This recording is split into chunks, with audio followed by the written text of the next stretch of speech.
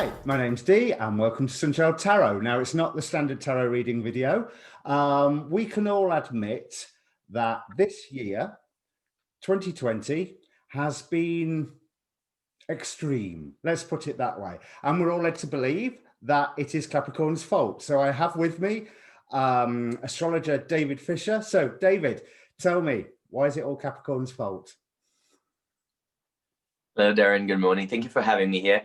Yeah, it's Capricorn's fault in a way. It's just that the planets and the signs, they reflect really what's going on with us down here. We have given them that that purpose since they are there. And the thing is, Capricorn is being very much disturbed right now by a few of the inhabitants of the sky. Let's put it that way. You have the planets moving about in signs, and they make those signs more active and more agitated while they're going through them. And the significations of those signs, when the planets are going through them, just become exaggerated, and we see more of it more prominently in society. So it's kind of Capricorn's fault, because there's some planets in Capricorn that move pretty slowly, that have been there for the past 12 years. And so we are feeling that energy, that part of the sky a lot, and that doesn't happen all the time.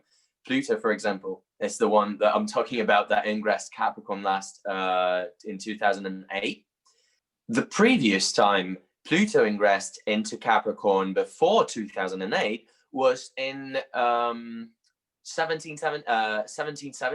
1760s, somewhere like that. And it's one of the most known pieces of history that we have as a result of that transit was the American Revolution, for example. That this United States of America, its independence chart, it's having its Pluto return for the first time since we had the independence of the United States. You go backwards in the cycle of Pluto, and you have the great ships coming into the Americas and colonizing Americas. They had discovered it during the Pluto and Scorpio, but the more intense part of the colonization process began happening about 20 years after the 1500s here in Brazil, for example, which is where I am from.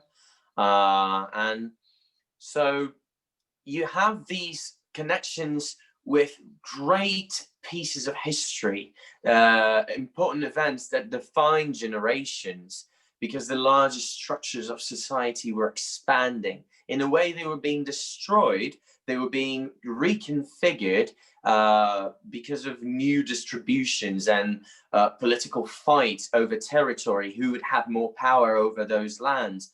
Where would that power lie? Would that power lie in the exploring of the land as in agriculture, or would we explore it as in mining? How would we explore those lands? All those questions, and who would dominate which land in the Americas, really defined the conflicts back then in society in a lot of major ways when you're talking about the Western culture. So that ought to say that these previous Pluto cycles through Capricorn really redefined society as a whole in a very important manner. It brought to our awareness, while the sign was being activated and agitated by that energy, new information and new power dynamics that really redirected society in major ways. It reestablished what is the new norm, which is a Capricorn word, norm, structure. What is the new establishment? Those things tend to change when Pluto goes over Capricorn.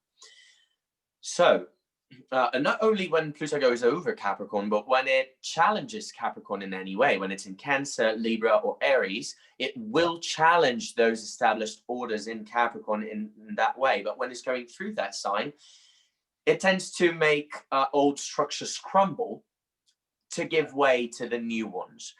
Why am I talking about Pluto here? Because it's the slowest moving planet, and so it gives you the largest perspective of all of the planets that inhabit Capricorn during this period, about what should we be looking for during this period of time in society.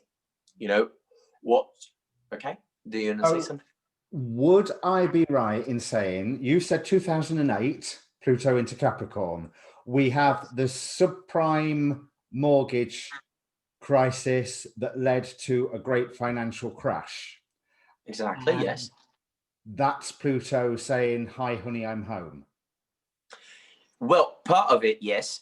But there is this thing that before Pluto could ingress into Capricorn, it was entering to Jupiter, still in Sagittarius by the end of that sign. And Jupiter did ingress into Capricorn during 2008. And it was in a conjunction to Pluto when the crash happened.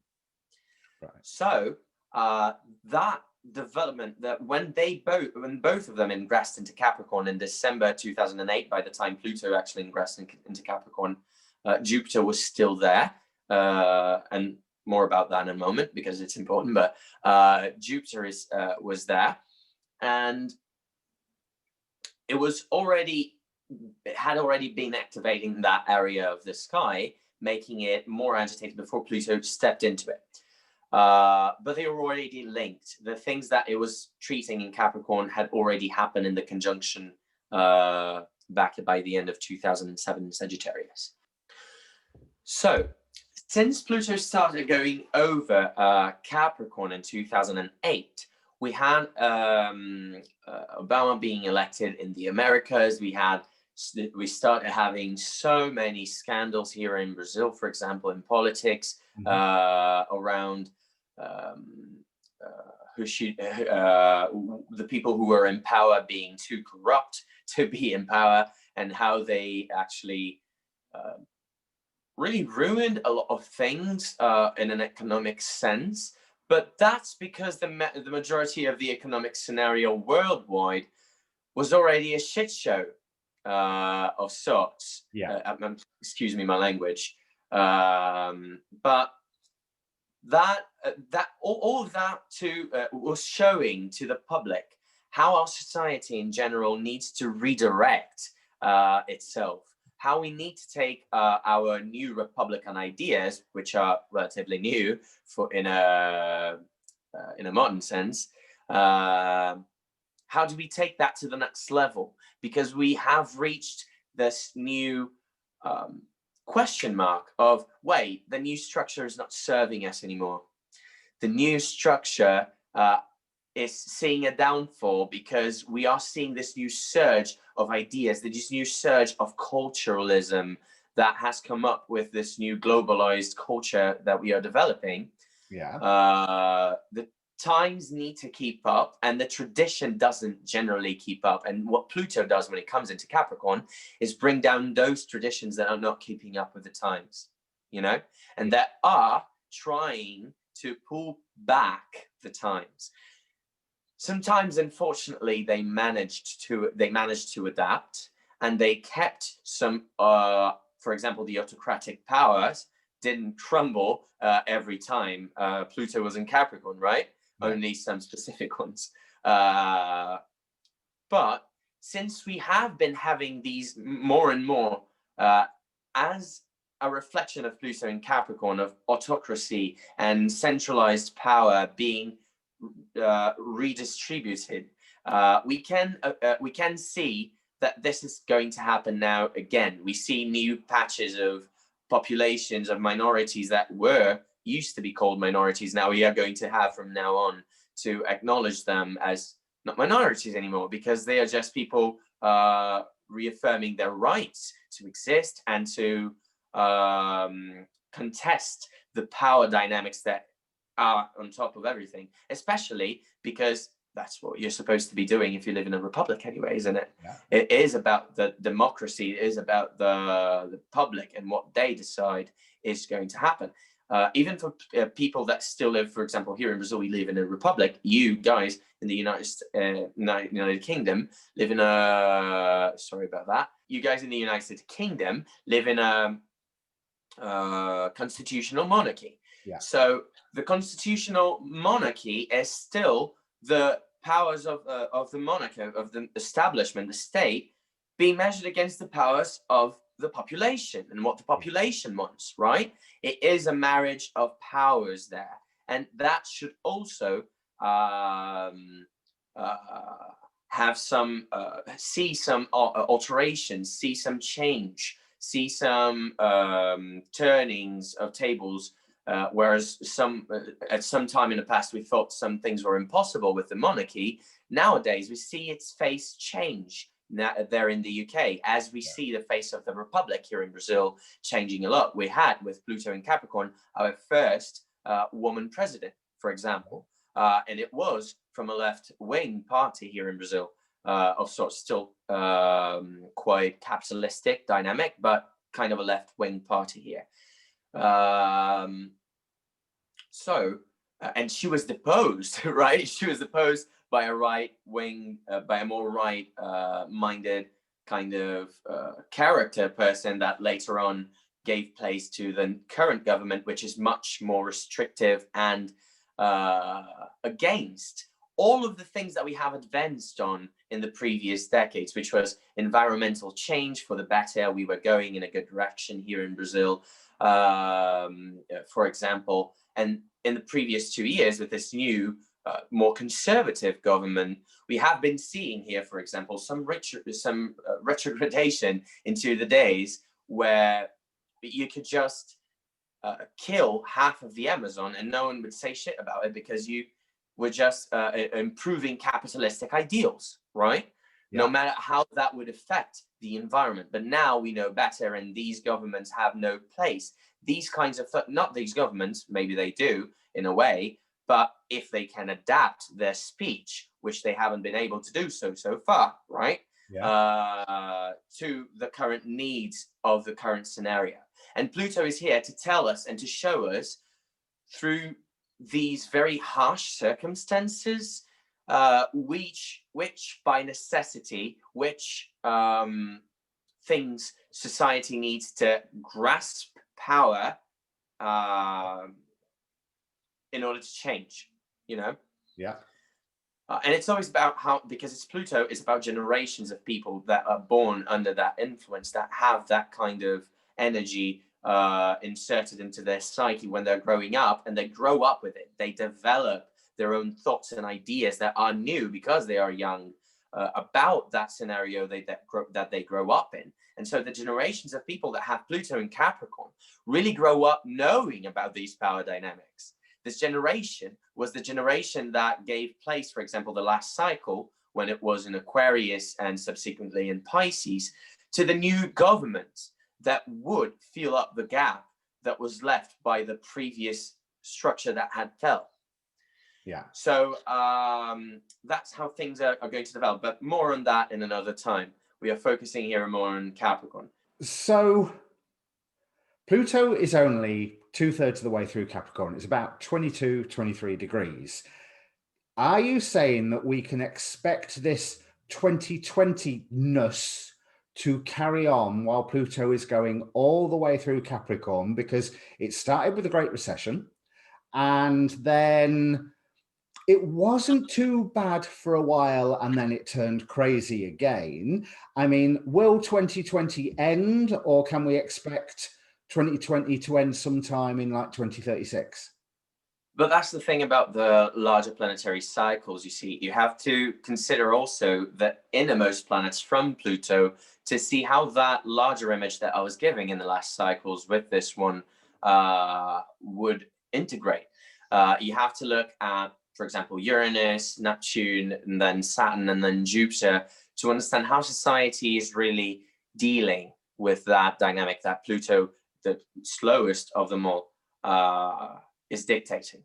Mm-hmm. So no, it's not going to be always like that. For example, 2022, we have both Saturn and Jupiter very well dignified in the sky, and that generally is not so bad for society in general. And for Pluto stuff, since Pluto is in Capricorn, its ruler, Saturn, would be giving it good resources to go on about its business. So we don't need to expect as crazy a scenario as we have been seeing in 2020, but we have been seeing what we have been seeing now because of all the pressure that sign is having. Remember I said in the beginning that when a sign is being activated, is getting all the action possible from those planets. Yeah. And it's really like a party. When you have a party at your house, you have the people invited in, and then there's the start of the party, how you feel in that moment, how you're feeling midway through the party, how you are enjoying it. And then towards the end of the party, you're already thinking about when people leave, if you're going to leave things for the morning, or if you are going to have to organize everything after the leave, you know? Yeah. So it's much like that. Now we are getting to that moment where we kind of can see the end of the party coming, and we start kind of, okay, how are you going to address these things that we need by necessity right now, so we can guarantee that when the time comes to leave, for Pluto to leave Capricorn, these subjects are already in the way to the next thing, you know? Yeah. So you're saying that there is hope, and that 2020 is going to end not just sometime this century, but sometime reasonably soon. Reasonably soon, yes. We are fearing and we are seeing several repeats that repetitions that we might not like so much nowadays. For example, people being, we're seeing horrors previously depicted by society in other times being brought up by this resurgence of conservatism and really policies that try to keep things under control, but it's not a kind of control that fits anymore into the molds of the societal structure that we are remaking now, that we are rebuilding. Yeah. So it's going to end sometime soon, because we are already seeing how, because of the pandemic and all the things that have been happening in Capricorn this year, depicting the pandemic, have been forcing society to change abruptly into another direction in several of its sectors. You know, that could go into some people's liking and become some progressive change, but it can also mean that more conservative powers simply take over more deeply. They take over more. What's a good word for when things take a better hold of something? Become more entrenched. Yeah, they become more entrenched. So on that note, I've heard on a few of the astrologers' shows that Saturn in Aquarius is not necessarily the whole woo-woo age of Aquarius, love and light, and everything's going to come up roses, but could actually be the hardening of right-wing authority upon the face of the planet. Am I right? Am I wrong? Am I terrified for no reason? You know, No, definitely. It could be definitely could be a hardening of authoritarianism, because you have an Aquarius is a fixed sign and it's ruled by Saturn. And Saturn, in this traditional approach, which is the one I refer to for those modern astrologers out there that might use another system, it really represents this imposing of your ideals, because you need to reinforce it upon the current ideal. So Saturn can as easily be the rebel that wants to go against the oppressive scenario that they live in, as much as they can be the dictator that rebel becomes once they come into power. We have seen that happen several times before in the past, haven't we? With revolutionaries like Lenin and Stalin, and we have seen Cromwell even reestablishing his power as a king in the UK once he established the, how do you call it, that period of the Regency, I think, wasn't it? Yeah. Or something like that. So we have these rebel figures that do relate to Aquarius. But Saturn is the ruler, and it's a fixed sign in the system that I use, and that's the application that you have to think it through. There is one point about Saturn, though. Well, 2 points I want to make about Saturn. If we're looking at the myth of Saturn, if you think about it, Saturn, Kronos, was the first rebel because he rebelled against his father Uranus. Precisely. And he also presided over a golden age on the planet. So Saturn is not necessarily all bad and nasty. Yes, you're right. It's just that it's a different feel from Jupiter, but it's not that we are going back into a Saturnian age in a sense that you just mentioned of the golden age of Saturn. But we are going to see people radicalizing much more on their own point of view. We have seen people before in history, several points in time where you had these distributed power dynamics in the world, like the Byzantine Empire. You had other empires around it that traded with it, and it was a very central part of trade. But it was like power dynamics with other powers at the time also. And then you see the Byzantine Empire finally fall within an age that people were expanding the notions of what was possible and how society could work, what power was really about, and how it could redistribute it. And we are seeing now some calls to that in society when you see minority, quote unquote, because they're not really minorities, they're a really large number of people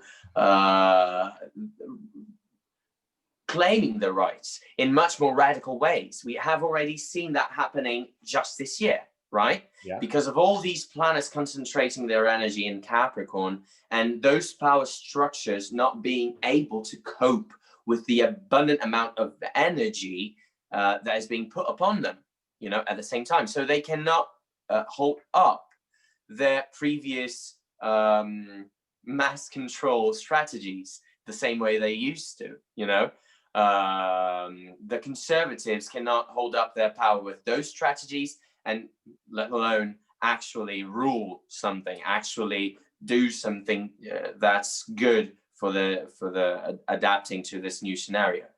So would you say some of that energy has come from like the number of larger outer planet conjunctions going on in Capricorn this year? We've got 3 Jupiter-Pluto conjunctions because of the retrograde motion.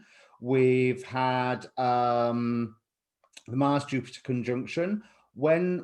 Now, is the Saturn-Jupiter conjunction going to be Capricorn or Aquarius? It's going to be a 0 Aquarius already. We are in an air age. Actually, we are in a cusp of a new air age now, as it's called. Just to explain what that's about. Yeah, we have been changing cycles. So there are larger planetary cycles, one specific to Jupiter and Saturn that happens every 20 years and changes elements of signs, which means air, earth, fire, and water, every 200 years. So it's one larger cycle of 20 years inside another larger cycle of 200 years that these two planets follow with each other. Right. So we would have all of the conjunctions in air signs or earth signs, and we're exactly. And now, exactly. And now, this is not about what you hear about the Aquarius age. This is another subject that I'm not touching on specifically now too deeply, but we are going to see more of air qualities in society now that Saturn and Jupiter moved their larger cycle of 200 years into that elemental air triplicity of Gemini, Libra, and Aquarius. That's what it means. It's only going to happen every 20 years in one of those 3 signs for the next 200 years. And that has been shifting since the early 80s, since 1980, actually. And that shift was the introduction of the internet and the devices inside that cycle that would define much of what we know now as the globalized society. Right. And that's a very big characteristic of this new age that we are coming upon. The last one saw the the Crusades. So a lot of religious conflict around ideals, which ideal was right, people masking their good intent, their own intents, their own evil intents for their own greed for power, with religious intent, sending people to colonize other lands, and hungering for those new lands because they needed power distribution. They needed to redistribute power among powerful families that were getting larger and larger and didn't have much to distribute their heirs. Yeah. And so they just became knights that needed to do something for their country, you know. And so idealism, patriotism, extreme patriotism. So a rise of conservatism is not out of the picture, but it can also mean that we are seeing a restructuring in a way that is going to be more positive, because we have never before seen such a pile up of planets. I mean, we have, but only in intervals of thousands to thousands of years. So they represent things that only happen specific moments in time when we really shift consciousness. Yeah. So this could mean at this point either way. It could mean that we are going for a more conservative approach, and that's going to be it for the next few decades, and we have to swallow it and see what we can adapt in.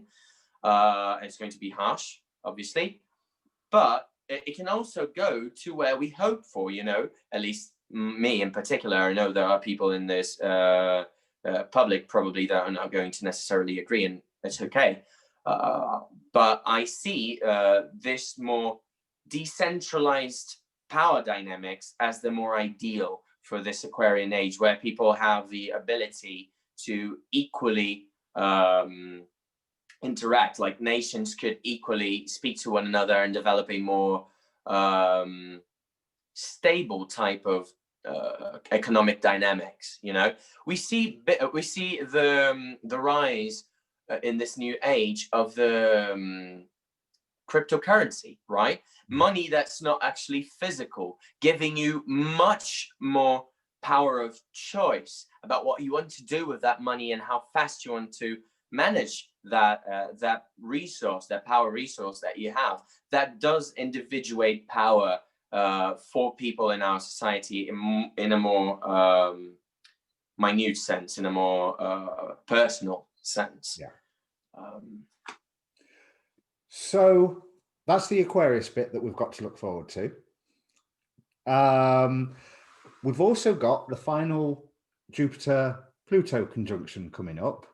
Now, if I'm remembering correctly, I don't think any of us have escaped the attribution of the virus to the Jupiter-Pluto conjunction. So we've got the next one coming up on the 12th of November. Has it got some other whammy to deliver, do you think? Or is it just going to be the peak of the third wave of the virus? The peak of that wave. No, actually, we are already in this new wave that has been putting Europe in a lockdown, in a new lockdown.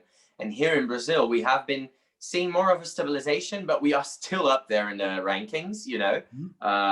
So we still have a long way to go with this virus, and it's not something that's going to go away. But this feeling of pressure that we have been experiencing since Jupiter ingressed into Capricorn late last year, it's going to be less effective. It's going to wane as Jupiter conjoins Saturn in the beginning of Aquarius, and then goes off to separate from Saturn.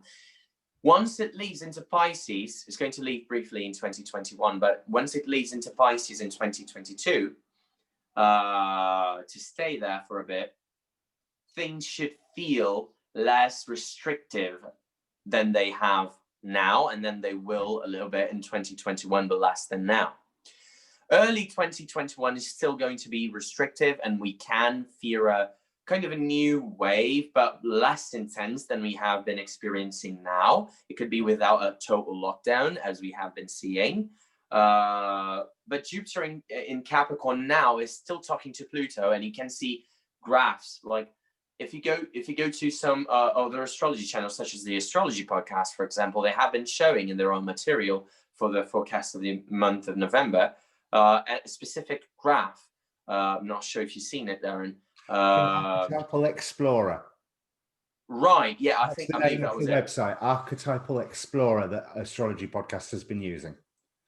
Right. Thank you. I believe that was it. So you can go and check that graph out. It matches really ominously the scaling up of the virus in not only in Europe but in a worldwide scale. And so you can see while Jupiter is building up this last of 3 conjunctions to Pluto, you can see the last and largest peak of that infection curve going up in that graphic. So that's the bit about Pluto and Jupiter and Pluto together this year. And really, when you look on all the clump up of planets that we had, not only these outer planets that are slower moving, that take like a year through a sign, which is Jupiter, for example. But when you see Mars going through Capricorn, Sun going into Capricorn earlier this year, when he had the public first being made aware of this danger of the pandemic by the Chinese government, which was in late December, early January. That's the Sun going through Capricorn. We had eclipses last year going through Capricorn when the virus actually started spreading. Yeah. When it's presumed that the virus actually started spreading. Saturn was exactly conjunct another point that causes eclipses in the sky, which is called the South Node. And they worked together for months. That was a large cycle that doesn't happen often as well. Right. So there are a lot of peculiarities in astrology that we generally look for in the sky to determine certain important events, but they don't usually happen at the same spot in the sky at once. You know what I mean? Yes. And that's really what seems to have contributed to, as you know, I've been learning about astrology seriously for a year now, and what a perfect year to be doing it. Although it's almost like there is so much noise. How can you pinpoint one influence from another? And you mentioned the eclipses, and yes, you can tie the eclipses into the virus, obviously, because very well, yeah. Actually, we started opening up where we became aware of the virus in the first cycle of eclipses this year. In the second cycle of eclipses this year, after everything developed in the next 6 months, we had the opening up of the businesses and the economy that they attempted to do. But now that we are mounting up to the next set of eclipses, we have this new wave coming to its peak with the Pluto-Jupiter conjunction again. And so you see how they are tied up. So yes, you can pinpoint certain points in time where these developments, these specific developments in the year of 2020 are going to happen, not only through the eclipses, which have their own particular narrative, but you can also look into the quicker moving planets. They are really the quickest moving handles in this huge clock that astrology is. And we have been talking so far about the bigger handles in the clock. But if you go to these smaller ones, these closer to home ones, they determine more mundane events, more current events that are determined by individual action or specific weather patterns that influence humans in a big way. We have been seeing these large forests burning up. Like Australia was on fire just last year, and we've kind of forgot that because of all the shit that has been happening this year, right? Yeah, Siberia was on fire, I seem to recall, this time last year. Siberia on fire. Brazil's Amazon is on fire. And not only Brazil's Amazon, but a large portion of it is in Brazil. It's to blame on our government, spoiler alert, but you see all of this happening in countless disasters environmentally, like countless, really. You just had one these days, like it was yesterday or the day before, that we had this earthquake. Where was it? In Europe? Turkey. In Greece and Turkey, that killed a bunch of people. Like, and that's not even like it's not even surprising in 2020 anymore, because we've been having so many of those. But that's what happens when you concentrate too much energy in one sign, and when you have these quicker moving planets activating those spots, as Mercury is right now, for example, and Jupiter is, and all of that, and Saturn, and so Mercury's doing it by square at the moment, isn't it? yeah, it's squaring Saturn while it's stationing direct. So Mercury, in one of the peculiarities of its cycle, it's squaring another peculiar point in the zodiac that has been active for a very long time, especially with Saturn, that has been hanging out there for a long time, for the last couple of months. So you would put this earthquake on the Capricorn stuff as well, and not necessarily the Uranus conjunct the full moon? Oh, it's all of it. It's really all of it. But you see how these specific scenarios that have been developing during 2020, they compose the 2020 dynamic in a very large way. They are going to mobilize society, and that's why they are tied into the Capricorn and Mercury bit here. But yes, that full moon conjunct Uranus could be more of the weather pattern that you would look for if you were trying to predict the weather with astrology, which is not my speciality at all. But yes, there are different ways to look at it. But the societal part, the Capricorn bit, is tied to it, that whole 2020 dynamic that we have been seeing developing, and how one more impact could mobilize society even further and radicalize people, and make people more aware of reality in a much more tragic sense. Let's put it that way. Saturn has to do with tragedy and harsh things that happen to people, so they are made aware of reality. Pluto just adds up to it, right? To put it gently. So there's a cheerful note. Yes. To go on a better note, it's almost about to end, and that's why I think it's good to be talking about all of this now, because we can look at it in retrospect and really have something to look forward to once these planets really shift into other energies and they're not so concentrated in one spot anymore. You're going to feel the relief after December, really. Yeah, I can't say that I'm not looking forward to that point. I don't think there's anyone on the planet who wouldn't be looking forward to that point. Right, yeah. So you mentioned the personal planets. One thing that I remember is that Mars, it conjuncted all the Capricorn cluster, as Anne Ortley calls it, and then it squared them several times as it's having its extended staycation in its home sign. How has that playing out? Stirred the waters up, like you were saying. You were saying about how a sign was being agitating. Yeah. I'd imagine there is no greater agitator than Mars. Oh yes, Mars actually, precisely, yeah, that's a very good point. Mars actually brought up the civil unrest parts, and how society has been unsatisfied with the response that its governments have been giving to the virus, in general, and to this health crisis. Especially in places where, like, there are places that dealt with the crisis very well, certainly, but there are very central places to the worldwide economy that have dealt with the crisis of the virus very poorly, really poorly, and they have had some of the worst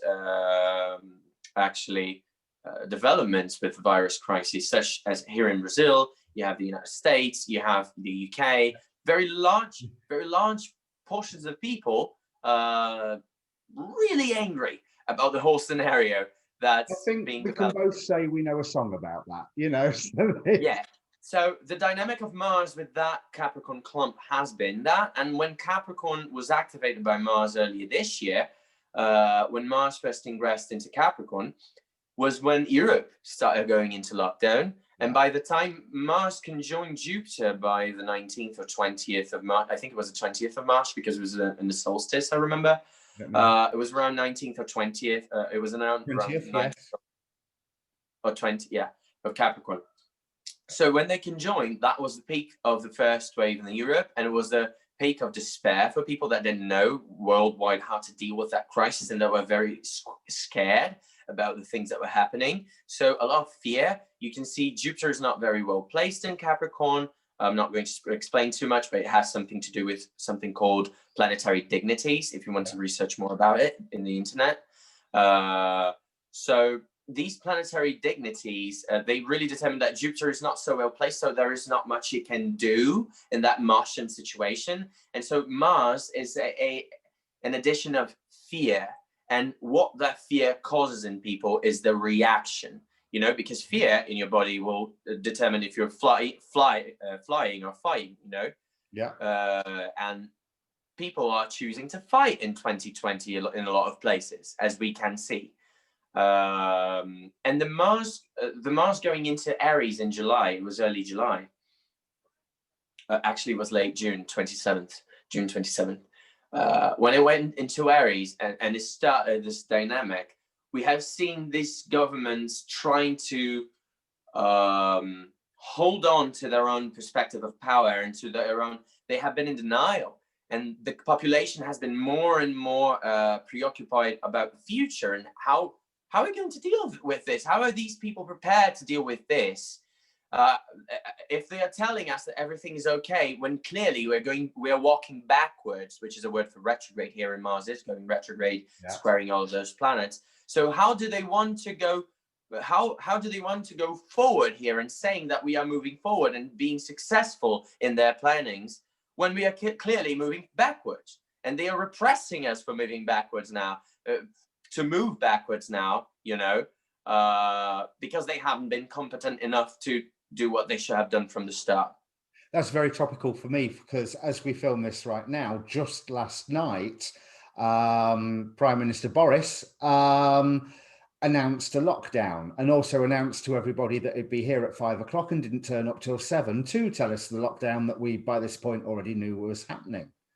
Right. Yeah. We've been talking about how the presence of a planet or squares to a planet has been activating the Capricorn cluster.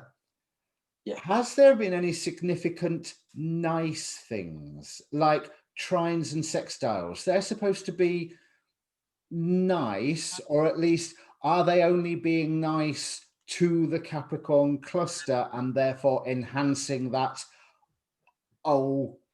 roller coaster energy that we've all been suffering from? Yes. So the trines and sextiles could be actions that the government took to try and resolve the situation, and that for a time really put the population at ease. But once the Capricorn cluster is activated by square again, by any planet, you see something popping up in the news that's really disturbing, you know, and sets them back much further than they actually have progressed with their feeble attempts during those sextiles and trines, you know. But we also see with those sextiles and trines as a parallel, people having their hopes set up, and that's a good, you know, that's a good point to be, a stage to be in. Yeah. But that's to be destroyed once the squares are active and the oppositions are active as well. Again, you know.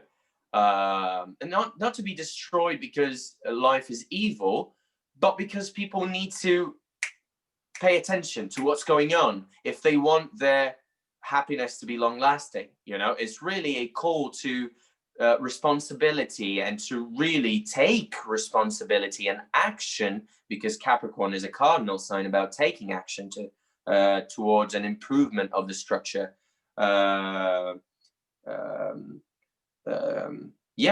It's taking action towards the improvement of the structure, this cardinal energy. That's what they're inviting us to do when they're energizing those parts of the zodiac. And so, yeah, the reliefs that we had this year weren't that long lasting. One of the trines that you can point out in that dynamic is the trine between Uranus and that whole bunch. It's not a trine by degree, but it's a trine by sign, which really shows how the previous square dynamic that Uranus had the previous decade in Aries is developing now. It is a trine, but it's a disruptive trine because it's Uranus and all that clump in Capricorn redefining structure. But it means that society is actually finding a means to renovate, to restructure, and to challenge whatever comes in the way of that restructuring that's necessary for those oppressed bits that are fearful and that are rising up against them. So these are all, I mean, we're talking on a global, societal or mundane astrology level with most of this conversation, but it is very much actions that you can take home and answer the invitation to restructure your life, restructure your job. Well, let's talk about, I mean, jobs. Your job is probably getting restructured for you with the economy doing what it is at the moment. But there is that wonderful invitation to restructure everything, which is something that you can, I'm saying wonderful invitation, it's in the whole term of, oh, goody, another learning experience.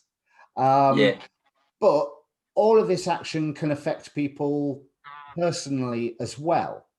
So that is by house. Yeah. That is by house. That's when you get into the more palpable and more personal level of astrology, which is my specialty, which is where I specialize myself now and study more deeply. It's where all those circumstances that we have been describing in the whole of this video affect you specifically.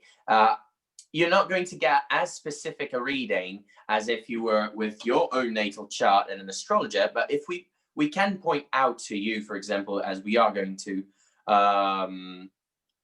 how by house you can expect those themes to manifest in your life in a material sense, in a more close to home kind of sense. So what we're going to do is we're going to look at each rising sign, because that's what defines your houses. And we can have a look at the themes that have more than likely come up for you within this 2020. I don't want to use the word that you did, but I can't think of a better one. So the 2020 shit show. And or 2020 parade, maybe. But let's have a look at how it affects each rising sign as to what house that it's looking in, what may have happened and what we may still have left. If there's any final punches or final surprises that may come up.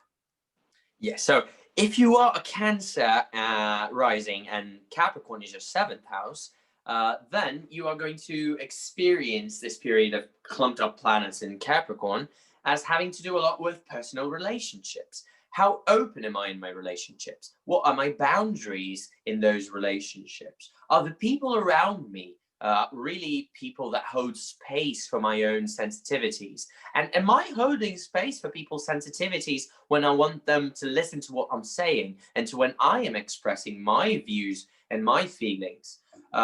Those questions are really prominent for Cancer risings in general since 2017 to 2018 when Saturn ingressed into the sign. When you had the eclipses happening last year and into this year in that sign, in those signs as well, they have started seeing themselves under a new light in regards to relationships. It's like this me and you dynamic is really something that for them right now is opening up the conversation of who I want to become and who I want to be and who I actually think I am. Because some Cancers, they think that just because they expressed their needs in the way they feel them, just because they are being honest, that means being empathic. Mm-hmm. And that's not true. For you to have empathy, you have to balance the Capricorn with the Cancer, which means understanding the other person's boundaries as well as your own. So you can manifest in the conversation and what you are imposing for them when you are explaining your point of view, so you can understand how they are going to receive that. You need a little bit of empathy for that. And that's not just feeling and being 100% honest. That's being childish. So those kinds of dynamics might have risen for the Cancer rising. The Cancer rising is not always the part that's childish here. The other part, the Capricorn companion, might actually be someone that they feel is very demanding but cold, that doesn't hold space for their own feelings, and so they feel that they are seeing around them the necessity to have people that really hold space for that, and they are wanting to move on to things that are, they basically redefined what is necessity for them. They were like, oh, I need this person before, but now it's like, you know what? This person doesn't seem to need me as much as I need them, or this company doesn't seem to need me as much as I need them, or maybe I figured out that I don't need them as much now that I saw that I was afraid of letting go for some reason, but that was all there was. And now that I have been through the whole Capricorn thing, through the whole events of this year, in the activations of Mars and the eclipses, all those events that happened back at those times, they showed me how strong I am to really be in a dynamic with more equality, you know, with more equal ground for us to actually have something productive that we are working towards together as a unity, you know, but as a unity that has individual components that are not overloaded by one another, you know. And that's really the dynamic here in the 1st and 7th houses for Cancer risings.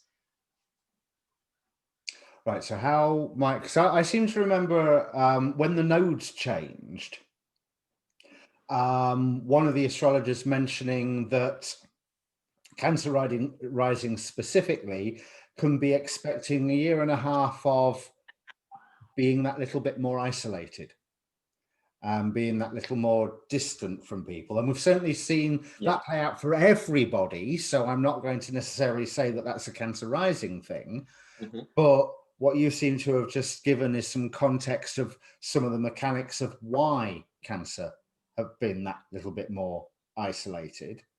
Yes, it's going, because Cancer, being isolated for Cancer, it's not a problem as long as they have people that they can feel comfortable with around them.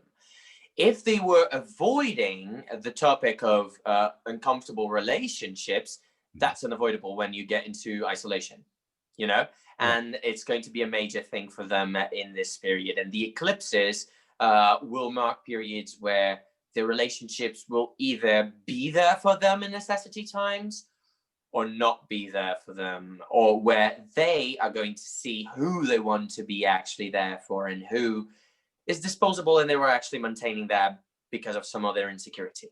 Yeah. Okay, so what have they got to look forward to? Well, they are going to look forward to much more independence, and in a way, they're going to be much more focused in how to respond to people in general. And that's going to give them much more capacity to be assertive with what they want. You can expect next year for Cancer risings in general, with Jupiter being the ruler of exaltation of that sign, going through their 8th place, their 8th house of Aquarius with Saturn. You can expect some marriages dissolving in divorce, but also now the Cancers are going to be like, I am going to move forward in this manner only. You know, they're going to be much more directed, much more wanting to go to the bottom of things and not afraid of their own emotions in those scenarios that are going to flourish from this whole Capricorn dynamic that we've been having, and that's finishing up in December this year. So all in all, more self-direction. More self-direction, yes. More self-assertiveness, I would say, in relationship dynamics, which will change their social circle most likely around them, and bring more people that are more in tune to what they want. And that's going to start mainly not in their groups of friends that they go out with to have a good time, but that's going to be changing mainly in their close relationships dynamics, such as partners, for business or for life, boyfriend, girlfriend, best friends, housemates, whatever, the close relationships that you have in your life. Yeah. Excellent. So good news then, basically. Yes. But change. Yeah, it doesn't necessarily mean good news. It means more assertiveness and more decisiveness for the Cancer rising, which could be new news. Right. So good news for the Cancer risings, maybe not so much for anybody else then. Yeah. And on that note, I think we'll call that one to a halt now. Just for sake of transparency, I am a Cancer rising. So, so please don't think I'm picking on you, Cancer. All I'm doing is criticizing myself, which we're so good at. Right. Cheers. So in conclusion, none of us will be upset to see the back of Capricorn. It's been a hell of a time, but it's been a really, really special time. There has been cycles that have come to an end and obviously begun again this year that have been hundreds and some thousands of years in the making, in the rolling, I suppose. We won't see Jupiter, Saturn and Pluto together again in Capricorn for at least 700 years. And that's also not counting the fact that, what was it you were telling me a moment ago, David, about the nodes? David can explain this far better than I can. Yeah, no, it's a really special time, as you said, Darren, because there is no register in recent or even ancient history in the modern era of a period of time where we had this much activity in Capricorn so close together at once for such a prolonged period of time, including eclipses and Saturn and Jupiter and Pluto, like all of them together at once for a long time. So since this doesn't happen often, I cannot really name ones where it happened. I think the fall of the Roman Empire, when it started falling apart around 540 something, you had some Capricorn activations that were interesting in that regard. But even that doesn't compare to the activations that we're having now. And I think that's due also to the kinds of technological advances and the kind of consciousness that those brought to us in this point in time that were never before experienced by any other generation in humanity, right? And so, yeah, it's really a special time. It's really a new thing that we are going through, unprecedented in history. So we may think that we are lucky to be alive, and yes, we are lucky to be alive to get through to the other side of 2020, but we really, really are lucky to be alive right now, because we are experiencing things that so much of humanity has never seen and will never see. So on that, I suppose we do have something to be grateful for. Now, as I mentioned at the start of the show, David is a practicing astrologer. He is open for readings. I personally have had a reading from David, and I will never be without a David in my life for as long as I live from this point on. It was that good. So if you want to contact David for a personal reading, there is a link in the description down below for the Facebook page for this channel. Send me a message there and I will pass on David's details. David, have you got anything you want to say to the audience? Yeah, just thank you guys for your attention, and you guys have been amazing. Such an attentive audience. I really loved being here with you guys tonight. And yeah, cheers, mate. Thank you for having me in your channel and for giving me such a welcoming introduction. And yeah, thank you. So have a great 2020, what little, thankfully, is left of it. And let's all look forward to 2021. And we'll see you later.